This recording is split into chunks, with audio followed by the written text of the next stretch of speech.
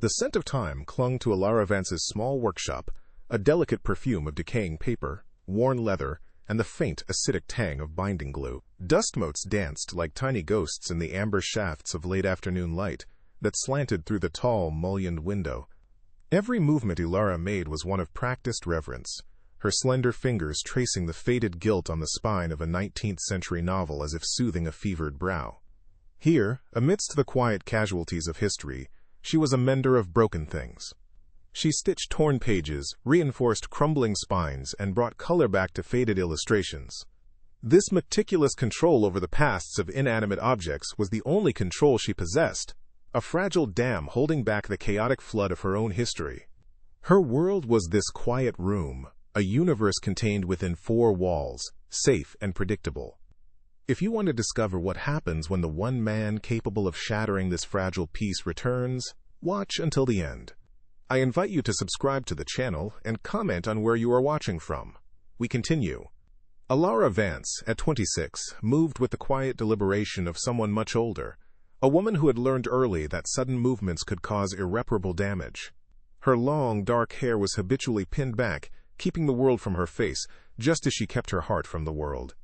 Her work as an antique book restorer was less a profession and more a calling, a silent communion with stories that had already reached their conclusion. It was a life of profound solitude, meticulously constructed after a single catastrophic emotional event 5 years prior. This solitude was her armor, and her routine was the fortress she had built around herself, and the one precious thing she had to protect. The number 5 was a brand on her soul. 5 years since she had last felt a man's touch. 5 years since a whirlwind summer of profound connection had ended in devastating abandonment, leaving her emotionally frozen. She wasn't a virgin by choice or moral conviction in the traditional sense, but by trauma. The memory of that single, transformative experience was locked away in a part of her mind she never visited, a room whose door was bolted and barricaded. Intimacy, she had learned, was not a gentle joining, but a violent severing, of self, of security, of hope. To be touched with desire was to invite ruin, to open herself to an annihilation she was certain she could not survive a second time. So she remained untouched, a ghost in her own body. Her life's purpose now had a name, Leo. Her 4-year-old son was the sun around which her small, fragile world orbited. He was a bright, inquisitive boy, with eyes that held a startling, deep wisdom and a smile that could momentarily make Ilara forget the weight of her self-imposed exile. Her days were a sacred, unvarying rhythm, the hushed focus of the workshop, the walk to the daycare, the simple joy of building block towers on the floor of their small apartment, and the quiet ritual of his bedtime story. This fierce, all-consuming love for him was both her salvation and the justification for her fortress. He was the reason she had to be so careful, the reason no one could ever get close enough to see the cracks in her foundation. Yet beneath the surface of this devoted maternal love and professional dedication, a hollow echo resided. It was the constant, low hum of a life unlived, a path not taken. Ilara was not unhappy, for unhappiness was a luxury, an indulgence she couldn't afford. But she was not truly living, either. She was existing, performing the necessary functions of survival and caregiving with a grace that masked a profound, internal emptiness. She was the carefully restored book on the shelf, its spine straight and its pages secure, but its story forever closed. She had sacrificed the possibility of her own narrative for the safety of her sons, a trade she made every single day without regret, but not without a silent, invisible cost to her own soul. Sometimes, the facade would crack. A glimpse of a couple laughing on the street, their hands intertwined with an easy, thoughtless intimacy, would send a sharp, cold pang through her chest. Or a line of poetry in a book she was mending, a verse about reckless passion or undying love, would make her fingers still and her breath catch in her throat. In these moments, the ghost of the woman she once was, the girl who believed in such things, would whisper to her from across the chasm of 5 years.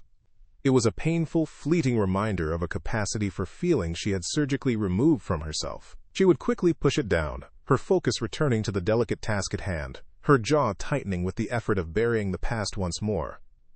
She would then glance at the small, framed photograph on her workbench, the one of Leo grinning, a smear of chocolate on his cheek. His image was her talisman, her anchor to the present. He was the reason the walls had to remain high, the gates locked. This wasn't a prison she had built. It was a sanctuary, and she was its solitary, vigilant guardian. The world outside was a place of unpredictable currents and hidden storms, a place where men like the one from her past existed, men who could promise forever and deliver only silence. For Leo's sake, she would remain here, in her quiet corner of Boston, mending the broken stories of others, ensuring her own remained safely, silently, and completely unwritten. Her apartment, perched above the workshop, was a testament to a life lived on the margins of financial security. It was clean and orderly, but the furniture was secondhand, the paint was peeling in a corner of the kitchen, and the Boston winters seeped through the old window frames no matter how much weather stripping she applied. Her daily routine was a tightrope walk of budgeting and careful planning. The trip to the corner market involved mental arithmetic, choosing the dented can of tomatoes or the day-old bread to make ends meet. This wasn't poverty in the dramatic sense, but a constant, grinding pressure, a low-grade hum of anxiety that underscored every decision. It was the quiet, invisible cage of not having enough, where every small luxury was a risk, and every unexpected expense, like a feverish night for Leo, was a potential catastrophe. The weekly phone call from her mother, Eleanor, was a ritual of loving oppression. Eleanor lived in a meticulously kept suburban home, a world away from Ilara's cramped city existence, and her voice carried the weight of unfulfilled expectations. "Are you eating enough, darling? You sound thin," she would begin, a preamble to the inevitable interrogation. The questions were always the same, wrapped in a veneer of maternal concern, but sharp as surgical probes. They were about her finances, her loneliness, and the unspoken but deafeningly loud question of why a woman of her age, with a child to support, was still so defiantly, stubbornly alone. To Eleanor, a man wasn't a partner. He was a solution, a provider who could fix the untidy problem of Ilara's life and restore the family's sense of propriety. This pressure was most acute when it centered on Leo. "A boy needs a father figure, Ilara," Eleanor would insist, her tone softening with a practiced manipulative pity. "It isn't fair to him, growing up without a man in the house. Think of what people must say." This was her mother's most potent weapon, twisting Ilara's profound love for her son into a tool of guilt. Every argument for Ilara's independence was reframed as a selfish act that deprived her child. The unspoken implication was that Ilara's past mistake, a child with no named father, could only be rectified by a respectable marriage, any respectable marriage. It was a moral debt her mother believed she owed, not just to society, but to the very son she was trying so desperately to protect. During these calls, Ilara would retreat into a fortress of quiet civility. She would stand by the window, her gaze fixed on the brick wall of the adjacent building, her knuckles white as she gripped the phone. She learned to give vague, non-committal answers, to deflect with questions about her mother's garden or her father's health. It was a performance of filial duty that left her feeling hollowed out and exhausted. Each call was a fresh assault on the fragile peace she had built, a reminder that the walls of her sanctuary were not impenetrable. Her mother's voice was the embodiment of the world she had fled, a world of rigid conventions, quiet judgments, and the suffocating belief that a woman's worth was measured by her husband's status. The financial strain was a constant, physical presence. A small stack of envelopes sat on her kitchen counter, a silent monument to her struggles. The daycare bill, the electricity notice, with its bold red lettering, a lingering medical invoice from Leo's last ear infection. Each one was a paper-thin shackle. This reality gave her mother's words a terrifying weight. The idea of a provider, which she so fiercely rejected on principle, sometimes whispered to her in the dead of night when she lay awake, calculating and recalculating her meager finances. It was a siren song of ease and security, a temptation she had to fight with every fiber of her being, for she knew the price of such security was the surrender of herself, a cost she had paid once before and barely survived. Her younger sister, Clara, represented the life Ilara was supposed to have. Married to a dependable accountant, with a mortgage on a house in a quiet cul-de-sac, Clara would call with news of home renovations and toddler playdates. Her conversations were a minefield of casual condescension disguised as sympathy. "Oh, it must be so hard, doing it all on your own." she would sigh, the pity in her voice barely masking a smug satisfaction. "I don't know how you manage in that tiny place." Clara's life was a mirror showing Ilara everything she was not: secure, settled, and socially acceptable. The visits to her sister's home were even worse, suffocating her with the sheer, oppressive normalcy of it all, a life as predictable and beige as the living room carpet. The neighborhood itself, Boston's historic North End, was a close-knit community that operated like a small village. Its charm was also a form of surveillance. The old Italian women who sat on their stoops offered Leo sweets and offered Ilara their unsolicited advice. "Such a beautiful boy," they'd say, pinching his cheek. "He needs a papa. A pretty girl like you find a good man, settle down." Their words were meant to be kind, but they felt like stones, each one a judgment on her status as a single mother. She was a puzzle they needed to solve, an aberration in their traditional world. She would smile politely, thank them, and hurry away, feeling their eyes on her back, her otherness a brand she wore every time she stepped outside her door. Sometimes, a wave of profound weariness would wash over her, a deep, aching exhaustion that had little to do with lack of sleep. It was the sheer effort of her existence, the constant vigilance, the emotional armor, the relentless performance of being fine. In these moments she would catch her reflection in the dark glass of her workshop window late at night, and failed to recognize the woman staring back. The face was drawn, the eyes shadowed with a burden too heavy to name. She was being slowly eroded by the drip, drip, drip of external pressure and internal sacrifice. The life she was leading felt less like a choice and more like a sentence, a long, quiet penance for a single summer of reckless, beautiful belief. This sense of imprisonment was compounded by the monumental secret she carried. Every piece of pressure, her mother's lectures, the mounting bills, the neighbors, prying questions, was magnified by the knowledge that a single truth could change everything and also destroy it. The identity of Leo's father was a lockbox in her soul, to which she had long ago thrown away the key. Admitting the truth would mean inviting the storm she had spent 5 years avoiding. It would mean confronting the man who had shattered her world, and giving him the power to do it all over again. Only this time, Leo's world would be shattered too. Her silence, therefore, was not just a shield, it was the very foundation of their survival. Alone in her workshop after Leo was asleep, the silence would return, but it had changed. It was no longer a peaceful sanctuary, but the sound of her confinement. The scent of old paper and glue seemed to mock her, the smell of stories that were finished, while her own felt frozen on its first, tragic page. She would run a hand over a crumbling leather spine, feeling an overwhelming kinship with the broken object. She was a mender of things, yet her own life was a tapestry of carefully concealed tears and frayed edges. She was trapped, not by the 4 walls of her shop, but by her past, by her love for her son, and by the suffocating expectations of a world that had no room for a story like hers. The name Julian Blackwood was a whisper in the financial districts of Boston, a name synonymous with ruthless efficiency and cold, calculated acquisitions. At 32, he moved through the world with an unnerving stillness, his presence a vortex that pulled all energy and attention toward him. He was a man encased in bespoke suits that seemed like a second skin, and an aura of untouchable power that was his true armor. His reputation as the Vulture was well earned. He circled struggling companies, identified their weaknesses with surgical precision, and devoured them, leaving behind nothing but restructured assets and shattered careers. This empire was built on the ashes of his own past, a fortress of wealth and control erected over the ruins of a family tragedy that had taught him the devastating cost of emotional investment.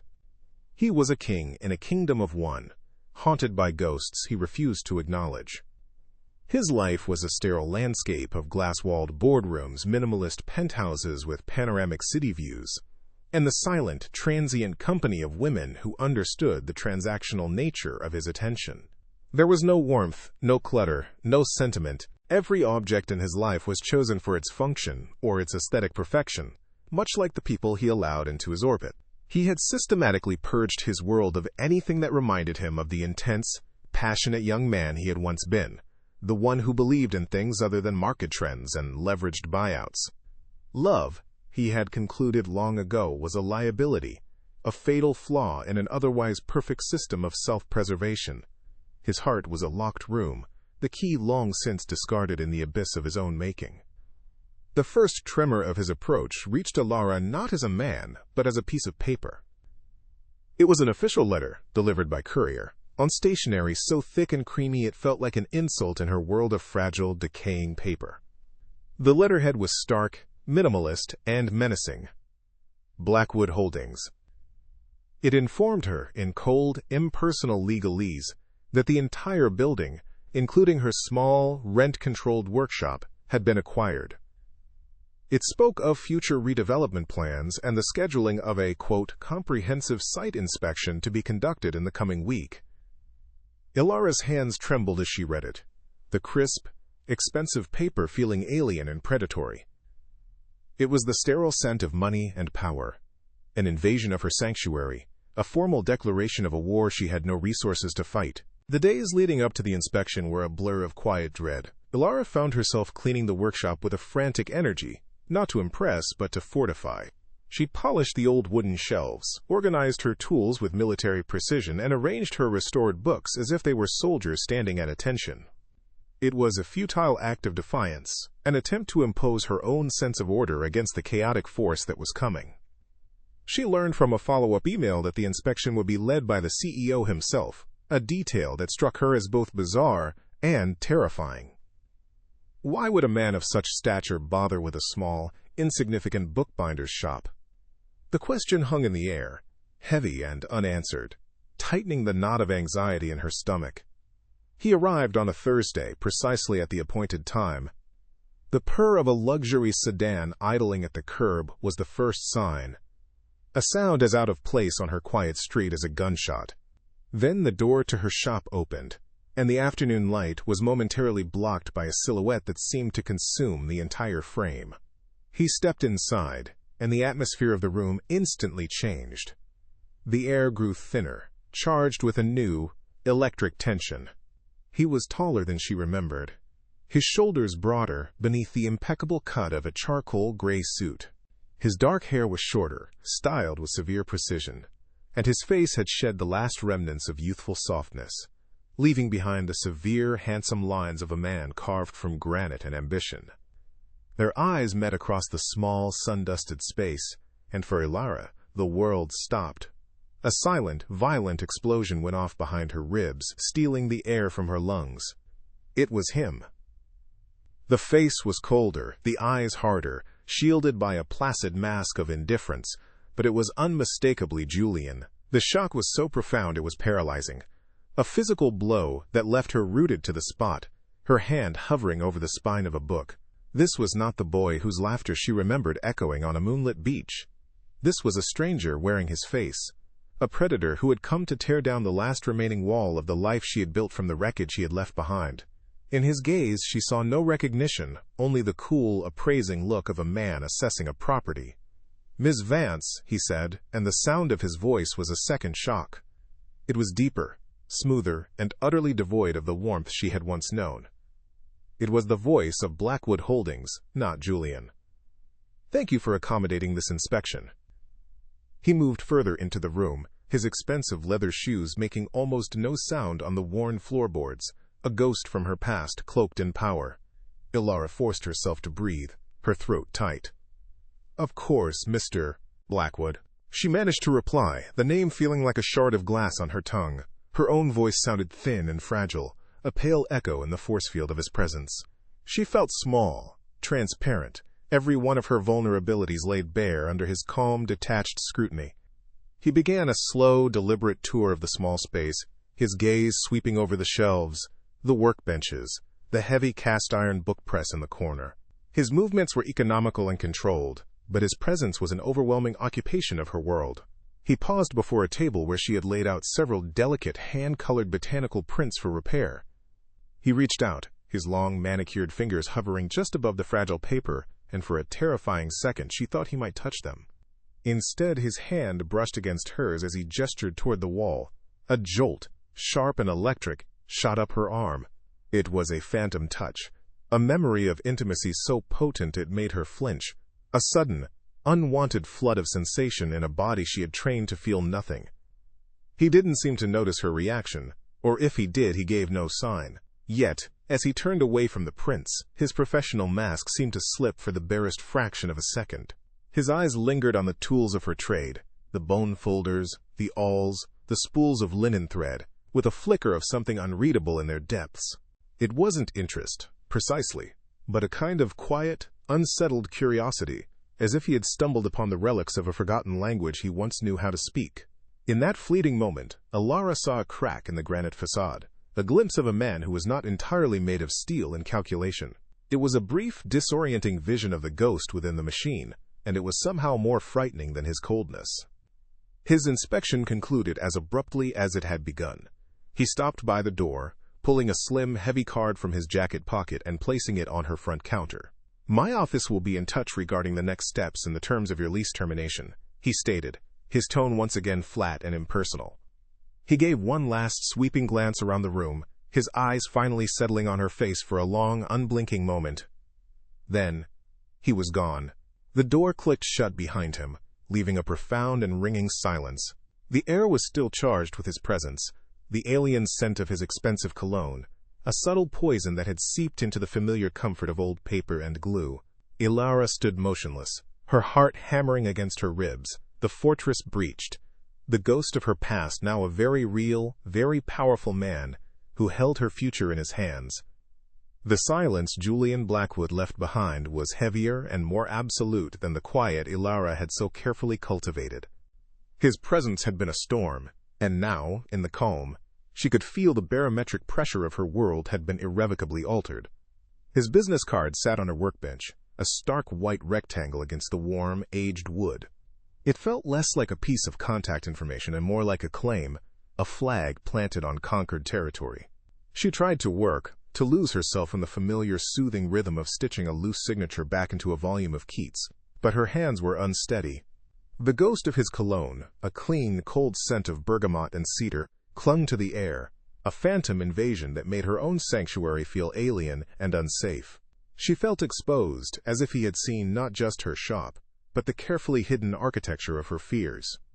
She spent the next few days in a state of heightened vigilance, starting at every sound from the street, her heart leaping into her throat whenever the bell above her shop door chimed. She was waiting for the next move, the next official-looking envelope, the next sterile email. The control she had over her life, once as solid and reliable as the cast iron of her book press, now felt like fragile, foxed paper, threatening to crumble at the slightest touch. This feeling of powerlessness was a terrifying echo of the past, a helplessness she had sworn she would never feel again. For 5 years, she had been the sole author of her life and Leo's. Now an editor had appeared, a man with a red pen poised to strike through everything she had written, to erase her story and begin his own. Julian, for his part, found himself in an unfamiliar state of distraction. He sat in a board meeting, the voices of his executives droning on about profit margins and hostile takeovers. But his mind kept returning to the scent of old paper and the defiant stillness in Alara Vance's eyes. She was a loose end from a life he had surgically excised. He had expected to find a dilapidated storefront, a simple business transaction. He had not expected to find her, a living relic of his own abandoned history, looking at him not with the awe or fear he usually commanded, but with a quiet, piercing judgment that saw straight through the armor of his success. He instructed his assistant to handle the eviction with standard procedure, an attempt to relegate her back to a line item on a spreadsheet, but the command felt hollow, a lie he was telling himself. The standard procedure, however, was not enough. An inexplicable compulsion, disguised as professional diligence, drew him back. He told himself he needed to review the structural survey reports on site, a task far below his pay grade but a necessary pretext. He found her this time not at her workbench, but on her knees, carefully sorting through a box of discarded ephemera, old postcards, theater tickets, faded letters. The afternoon sun caught the stray strands of dark hair that had escaped her pin, illuminating her with a soft, painterly light that made her look both timeless and achingly vulnerable.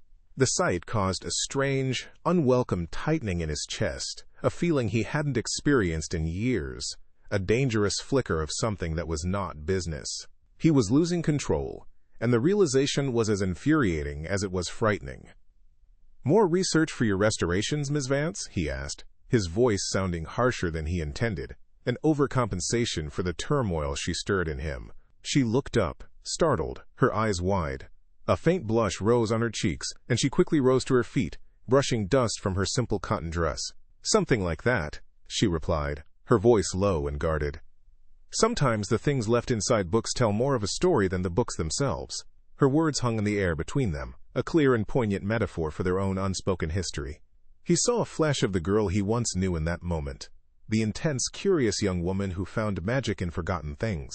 And the memory was a physical blow, a crack in his carefully constructed facade of indifference. He moved closer, under the pretense of examining a crumbling brick wall near her desk. The space was small, and his proximity forced her to take a step back, her body pressing against the edge of her workbench. He could feel the warmth radiating from her, smell the faint, clean scent of her skin beneath the workshop's aromas.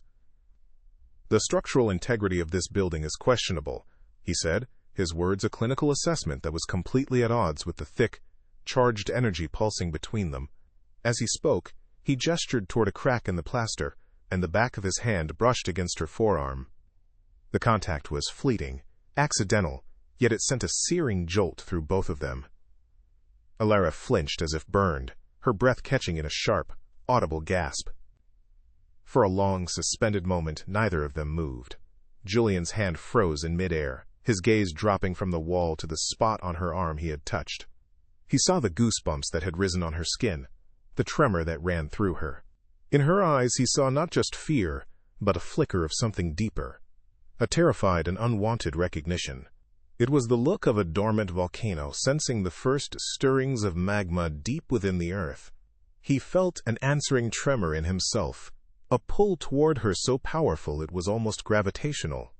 It was a dangerous, reckless impulse to close the remaining distance, to touch her again, to see if the fire he remembered was truly extinguished or merely sleeping.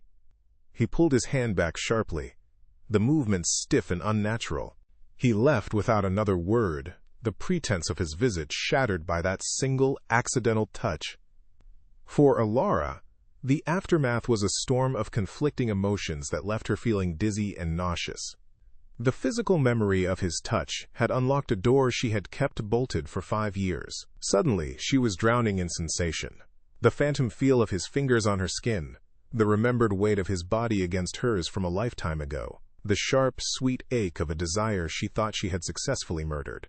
It was terrifying. This man was a threat not just to her home and her livelihood, but to the very foundation of her identity as a woman who did not need, did not want, did not feel. The fortress was not just breached, it was being undermined from within by her own treacherous body. The dilemma was a torment. Part of her, the logical, protective mother, knew she had to fight him with every fiber of her being. He was the embodiment of the chaos she had fled, a man who had proven he could walk away without a backward glance. To allow him any emotional entry into her life was to risk everything, most importantly Leo's carefully protected peace. Yet another, more hidden part of her, a ghost of the girl she used to be, was drawn to the danger he represented. He was the only man who had ever made her feel truly alive, and his reappearance, as terrifying as it was, had sent a jolt of electricity through her muted grayscale existence, reminding her that she was still a woman capable of passion, not just a mother and a mender of things. Julian, too, was fighting a losing battle with himself. He tried to bury himself in work, to be the cold, calculating machine he had so painstakingly become. But her face would appear, unbidden, on the reflective surface of his office window, her quiet strength, a silent rebuke to his empty, powerful life. He was a man who acquired things, who controlled outcomes. Yet he could not control the way the memory of her skin felt against his, or the visceral need to know what had happened in the 5 years since he had left. He was acting against his own rigid code of conduct, driven by an obsession that felt dangerously like the vulnerability he had sworn off forever. He was no longer just acquiring a building, he was trying to reclaim a piece of his own lost soul. His next move was more direct, a violation of a different kind. He called her. Not his assistant, not a lawyer, but him. Her phone buzzed on the workbench, and seeing his name on the screen felt like a summons from a king. She let it ring, her heart hammering, before finally answering with a trembling hand. "Vance," she said, her voice clipped. "Ilara," he replied, and the sound of her given name in his deep, quiet voice was a slow, deliberate caress down her spine. "We need to discuss the terms of your relocation. I'd like to meet, in person." It was not a request. The pretense of business was still there, but the tone was intensely personal. He was closing in, systematically dismantling her defenses, leaving her with fewer and fewer places to hide. She agreed to meet him at the workshop after she had put Leo to bed, choosing her own territory in a futile attempt to retain some semblance of control. When he arrived, the evening light had softened the room's sharp edges, but his presence sharpened them again. He didn't wear a suit this time, but a dark cashmere sweater and trousers that made him seem less like a corporate raider and more like the man she remembered, a detail that was both disarming and deeply unsettling. He didn't sit but prowled the small space, his restless energy, a stark contrast to her forced stillness. He spoke of compensation packages and alternative locations, his words precise and generous, but his eyes told a different story. They were fixed on her, studying her, trying to read the pages of the last 5 years. "You've built a life here," he stated, his gaze sweeping over the books, the tools, the evidence of her quiet dedication. It wasn't a question. "It's a very contained life." The observation was astute and felt like a judgment. He was seeing her cage, the one she called a sanctuary. "It's the life I chose," she countered, her voice firmer than she felt, her chin lifting in defiance. "It's a safe life." The word hung between them, heavy with unspoken meaning. Safe from what? Safe from the world? Or safe from men like him? He took a step closer, the magnetic pull between them reasserting itself, a dangerous, familiar tide. "Safety is an illusion, Ilara," he murmured, his voice slow and intense. "And sometimes, cages, no matter how comfortable, are still cages." This was the heart of her dilemma, spoken aloud by the one person who had the power to tear it all down. He was offering her a way out, but the price was her soul. He was temptation and destruction intertwined. He was offering financial security, a world where she wouldn't have to count every penny, where Leo could have everything. It was a powerful lure, a siren song to the part of her that was so very tired of the struggle. But she knew, with a certainty that chilled her to the bone, that accepting anything from him would be a form of surrender. It would mean placing her future, and Leo's, back in the hands of the man who had already proven he was capable of crushing it without a second thought. It was a choice between her hard-won independence and a gilded dependency. He seemed to sense her internal war. His professional mask had completely dissolved, replaced by a raw, searching intensity. He wanted something from her, something more than just her property, and the force of that wanting was a tangible pressure in the room. He reached into his briefcase and pulled out a long, official envelope, placing it gently on her workbench. It was the eviction notice, the final, formal act of her displacement. "This is the legal notice," he said softly, his voice full of a strange, almost regretful gravity. "But it doesn't have to be the final word. We can find another way." His offer was a silken trap, and she stared at the envelope, her heart a cold, heavy stone in her chest. As he stood there, a silent witness to her turmoil, his gaze drifted across the workbench. It moved past the tools, past the stacks of paper, and settled on the small, silver frame she kept beside her lamp. It was the photograph of Leo, the one she looked at 100 times a day, her anchor, her reason. Julian's body went completely still. The shift was instantaneous and absolute, as if he'd been turned to stone. His eyes, which had been filled with a complex mix of desire and control, were now wide with a dawning, horrified disbelief. He stared at the picture of the small, laughing boy, at the shock of dark, unruly hair, at the bright, intelligent smile. He stared, and the world seemed to tilt on its axis. Slowly, as if in a trance, he lifted his gaze from the photograph to her face. The question was there, silent and explosive, in the sudden, sharp narrowing of his eyes. He saw it all in an instant, the timeline, her fierce protectiveness, her 5 years of self-imposed exile. He looked at the boy in the picture, a child with a familiar stubborn set to his jaw and a pair of startlingly piercing gray eyes. They were eyes he saw every morning in his own mirror. The air crackled with the unspoken, the unimaginable, the undeniable. The foundations of both their worlds, not just her small workshop but his entire empire of control, fractured in that single, devastating moment of recognition. The silence in the workshop stretched into a thin, vibrating wire, threatening to snap.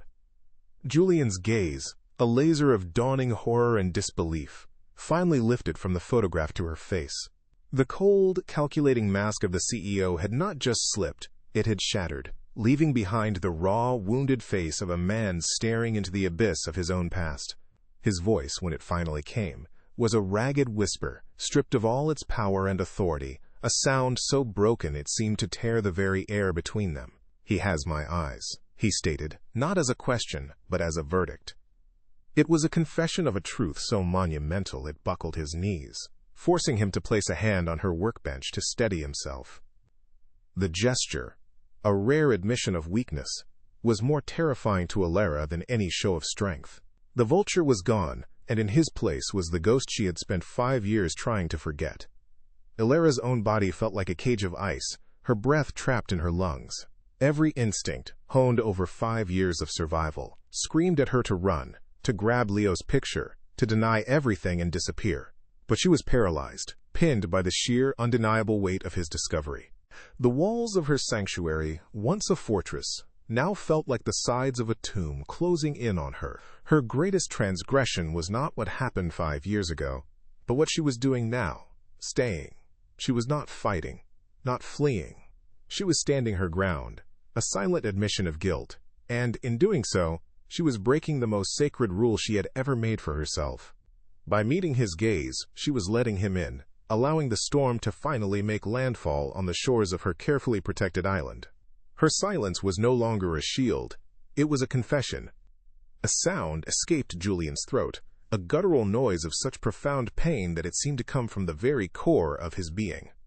He pushed himself away from the workbench, his movements clumsy, uncoordinated, the polished control of Julian Blackwood completely gone.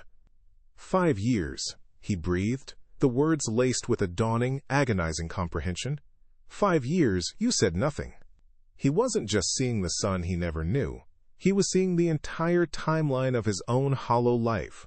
The empty boardrooms, the meaningless acquisitions, the sterile penthouses, all laid bare as a wasteland he had chosen, while his own flesh and blood was growing up in a world he never knew existed. "I lost everyone in my family that year, Lara," he whispered, his voice cracking. "I thought I had nothing left. I didn't know." The confession hung in the air, a raw nerve exposed, revealing the wound that his empire had been built to hide. He crossed the remaining distance between them in 2 long strides, his movements driven by a force beyond reason. The air displaced by his approach was thick with the scent of his skin, of the cold night air clinging to his clothes, and of a desperation so palpable it was suffocating. Alara flinched, her back pressing hard against the solid, unyielding wood of a bookshelf. The spines of other people's stories, a poor defense against the violent unfolding of her own. Her body was a battlefield of warring impulses. Her mind screamed danger, abandonment, ruin. But deep within her, in a place she had long since walled off, a treacherous, forgotten current of longing began to stir, a magnetic pull toward the very source of her pain, a devastating recognition of him as the other half of a story she had tried to erase. His hands came up, not with anger, but with a trembling, desperate need. He cupped her face, his thumbs stroking the sharp line of her jaw, his touch a brand of heat on her cold skin. For 5 years, no man had touched her with intent, with desire, with anything other than accidental, impersonal contact. This touch was an earthquake, shattering the frozen landscape of her senses. A violent tremor ran through her, a sob catching in her throat as 1,000 phantom sensations, memories she had brutally suppressed, came flooding back. The feel of his hands in her hair, the taste of salt on his skin, the sound of his laughter in a sun-drenched room. It was an agony of remembrance, a painful, shocking resurrection of a part of herself she had believed was long dead and buried. He lowered his head, and his mouth found hers. It was not a kiss of tenderness or seduction, it was a collision, an act of pure, unadulterated desperation. It was a kiss fueled by 5 years of silence, of anger, of grief, and of a longing so profound it bordered on madness. His lips were hard, demanding, trying to reclaim something that had been stolen from him, and she met his desperation with her own, her hands coming up to grip his sweater, her body arching into his. It was a battle, and a surrender all at once. Tears streamed down her face, hot and silent, and he tasted their salt, a flavor of shared sorrow and monumental loss. In that single bruising contact, the vow she had made to herself, the very foundation of her identity, was utterly and irrevocably broken. They broke apart, gasping for air, their foreheads resting against each other. The sound of their ragged breathing was the only noise in the heavy silence. Looking into his eyes, Elara saw her own devastation mirrored back at her. The anger was gone, replaced by a raw, terrifying vulnerability that stripped away all his power, all his wealth, leaving only the man she had loved, the man who had destroyed her, the man who was the father of her child. The transgression was complete, and the reality of it was a terrifying, exhilarating poison flooding her veins. She had not only let him touch her, she had touched him back. She had answered his desperation with her own, and in doing so, had admitted a truth she hadn't even been willing to admit to herself. She was not immune to him. She never had been. Without a word, he bent down and swept her into his arms. The movement was fluid, powerful, and utterly decisive. He carried her as if she weighed nothing, through the back of the workshop and up the narrow, creaking stairs that led to her small apartment. This was the ultimate transgression. He was crossing the final boundary, moving from the public space of her work into the sacred, private space of her life, the home she shared with their son. Each step he took up those stairs was a step further into a territory from which there could be no retreat. She didn't fight him. Her body, exhausted by years of resistance, finally surrendered to the inevitable pull of gravity, her head falling to rest against the solid wall of his chest, the steady, frantic beat of his heart a drum, calling her home. He laid her down on the simple quilt of her bed, the room lit only by the pale moonlight slanting through the window. The act that followed was not one of passion in its simple, heated sense, but of a desperate, painful search for communion. Every touch was laden with the weight of unspoken words, every caress an attempt to bridge the 5-year chasm of silence and misunderstanding. For Elara, it was an overwhelming agony of sensation, her body reawakening with a violence that was both terrifying and cathartic. It was the feeling of being seen, truly seen, down to the very soul, by the one person in the world who had the power to either save her or utterly annihilate her. It was a complete and total act of surrender, a laying down of the armor she had worn for so long it had become a part of her skin. Afterward they lay tangled in the sheets, the profound silence of the room a stark contrast to the storm that had just passed. The air was heavy with the consequences of their actions, a new reality settling around them. He turned his head on the pillow, his eyes, shadowed in the dim light, finding hers. The power, the anger, the desperation had all receded, leaving behind an emptiness that was vast and terrifying. He reached out, his fingers gently tracing the curve of her cheek, his touch now hesitant, almost reverent. "Elara," he whispered, his voice thick with a sorrow so deep it seemed ancient. "I thought I was a ghost."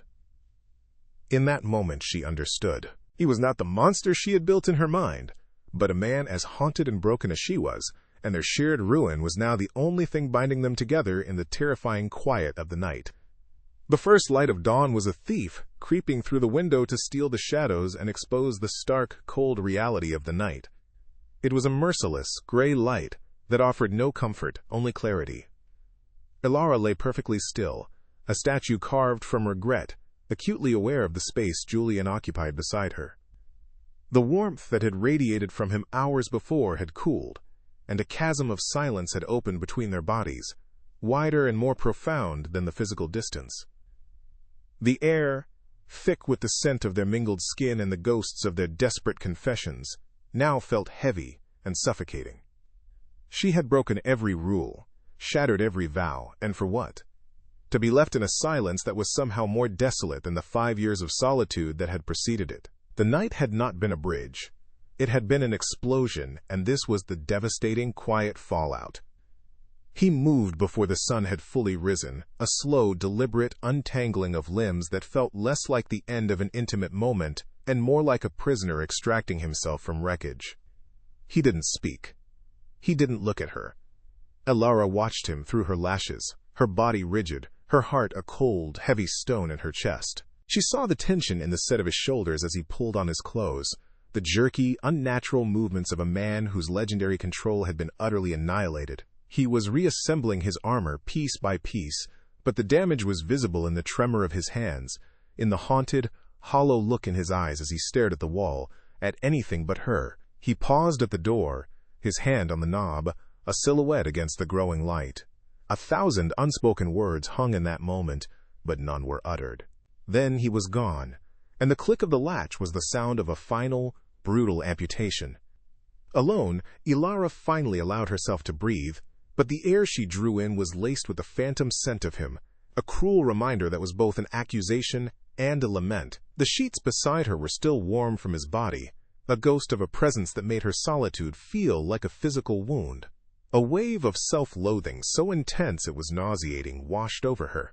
She had let him in, not just into her home, but into her body, the last sovereign territory she possessed. She had betrayed the vigilant guardian she had worked so hard to become, sacrificing her son's carefully constructed peace on the altar of a momentary, desperate weakness. The sanctuary she had built felt desecrated, its walls tainted by the very chaos she had sworn to keep out. She curled into a tight ball, wrapping her arms around herself, a futile attempt to hold together the pieces of a self that had just been shattered. Her first conscious thought was of Leo. Scrambling from the bed, she pulled on a robe and hurried to his small room, her bare feet silent on the cold floorboards. He was asleep, his small face peaceful in the dim light, one hand clutching the ear of a worn teddy bear. The sight of his untroubled innocence was a physical blow, a judgment more severe than any Julian could have rendered. She had brought the storm into his harbor. What had she been thinking? She hadn't been thinking at all. She had been feeling. A reckless indulgence she hadn't allowed herself in years, and the potential cost of that indulgence was now terrifyingly clear. She reached out, her fingers hovering just above his soft hair, afraid that her touch, now tainted by the memory of Julian's, might somehow disturb his perfect peace. She had failed in her most sacred duty, to be his shield.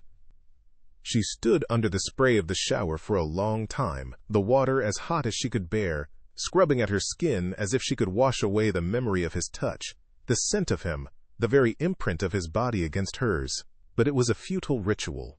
The sensations were branded into her, a reawakening she had neither sought nor been prepared for. Her body, so long a quiet, dormant vessel, was now a traitor, humming with a life she had tried to extinguish.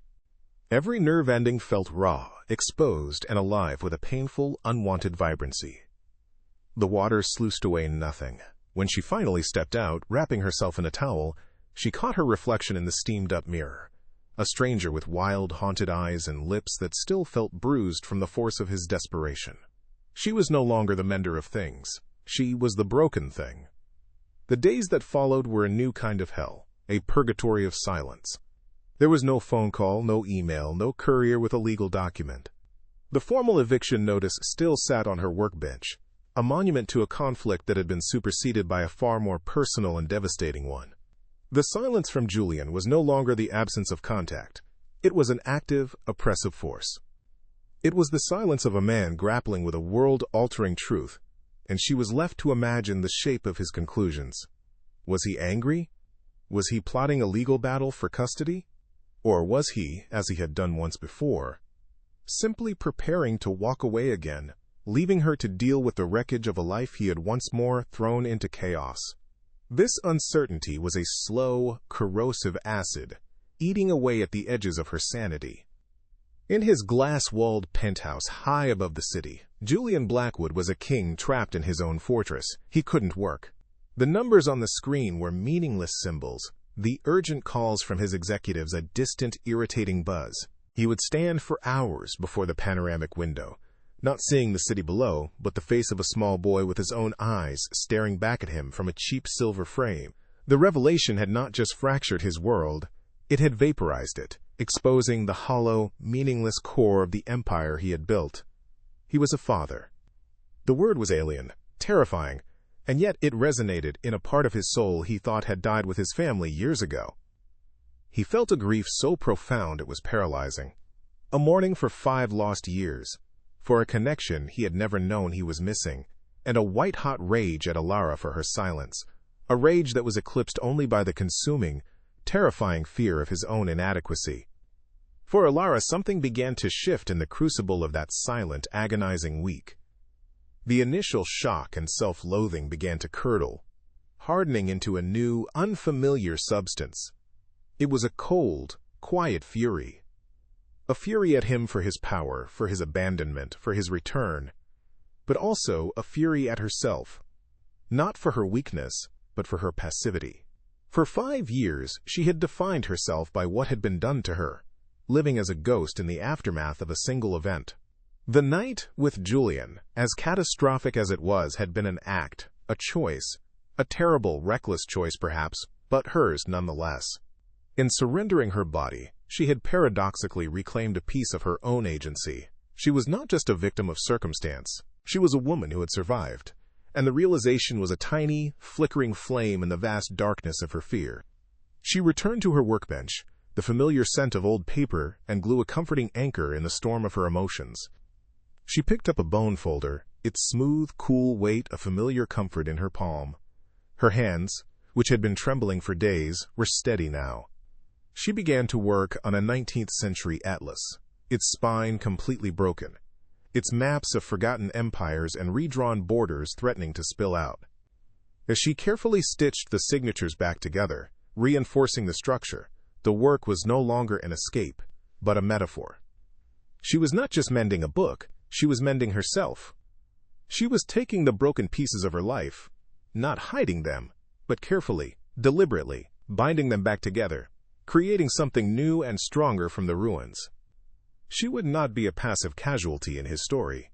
The fear did not vanish, it remained a cold knot in her stomach, a constant companion. She still did not know what Julian's next move would be, what new assault he was planning on her world. But the nature of her fear had changed. It was no longer the paralyzing terror of a cornered animal. It was the sharp, focused vigilance of a warrior. She had let the storm in, and it had nearly destroyed her, but she was still standing. She would protect her son not by hiding him behind fragile walls, but by forging herself into a shield he could depend on. Whatever Julian Blackwood decided to do, she would be ready. The silence had once been her prison. Now, she would use it to sharpen her resolve, to gather her strength, to prepare for the war that she knew with absolute certainty was coming. The silence stretched for 7 days, a week of suspended time in which Alara felt herself being hollowed out, grain by grain. Then, on the 8th morning, a package arrived. It was not a standard courier envelope, but a heavy, flat document mailer made of thick, reinforced cardboard, bearing the logo of a prestigious law firm she did not recognize. It was addressed to her by name, in crisp, elegant type. Her hands trembled as she accepted it, the weight of it feeling impossibly significant. A final judgment she was not prepared to receive. She placed it on her workbench, staring at it for a long time as if it were a bomb. This was it. The final move in a game she never wanted to play. Whatever was inside would define the rest of her life, and she had to force her fingers, numb and cold, to break the seal and face it. With a deep, shuddering breath she tore it open. Inside there was no letter, no explanation, no demand. There was only a thick sheaf of legal documents, bound by a simple blue ribbon. The cover page was dense with terminology she barely understood. Deed of trust, grantor, beneficiary. Her eyes scanned the impenetrable text, her mind refusing to grasp its meaning until she saw the names. The grantor was Julian Blackwood. The property was this building, her workshop, her home. And the sole beneficiary of the irrevocable trust was listed in clear, undeniable print, Leo Vance. She was named as the sole trustee, granted absolute and indisputable control until his majority. He wasn't giving it to her. That would have been a transaction, a chain of obligation. He was giving it to his son, And in doing so, he was giving her back the one thing he had taken from her, her power. A wave of vertigo washed over her, so profound she had to grip the edge of the workbench to keep from falling. This was not an act of control. It was an act of complete and total surrender. It was an apology written in the language of property law, a confession of trust so absolute it terrified her. He was placing the most valuable assets, his legacy and their son's future, entirely in her hands. He was abdicating his power, not wielding it. The gesture was so far beyond anything she could have imagined, so contrary to the man she thought he had become, that it shattered her defenses more completely than any act of aggression ever could. The documents slipped from her numb fingers, scattering across the worn wood of her desk, a testament to a world that had just been irrevocably, foundationally, and terrifyingly altered. The war was over because he had unconditionally surrendered. As if summoned by the sheer force of this realization, she felt a shift in the light from the window. She lifted her head, her gaze drawn to the street outside. And there he was. He was standing on the opposite sidewalk, his hands deep in the pockets of a simple dark coat, the wind gently stirring his hair. He wasn't the corporate titan. He was just a man, his shoulders slumped with a weariness that seemed to emanate from his very soul. He was not looking at the building, but directly at her, through the large workshop window, his expression stripped bare of all artifice. There was no anger, no demand, only a vast and desolate landscape of sorrow and a fragile, questioning hope. He was not there to invade her space, only to bear witness, to see if his message, his silent plea, had been received. Their eyes met across the expanse of the street, and in that long, suspended moment, the entire 5 years of silence was rendered meaningless. No words were necessary. She saw everything in his gaze, the crushing weight of his regret, the terrifying depth of his loss, the dawning, fragile possibility of a future he had never allowed himself to imagine. And he, in turn, saw not the victim he had left behind, but the woman who had survived, the fierce guardian who had built a world from the ashes of his abandonment. He saw her strength, her exhaustion, and the flicker of a forgiveness she wasn't yet ready to name. The city noise, the passing cars, the distant sirens. It all faded into a muted hum, leaving only the two of them, suspended in a silent, soul-bearing conversation that was more honest than any words could ever be.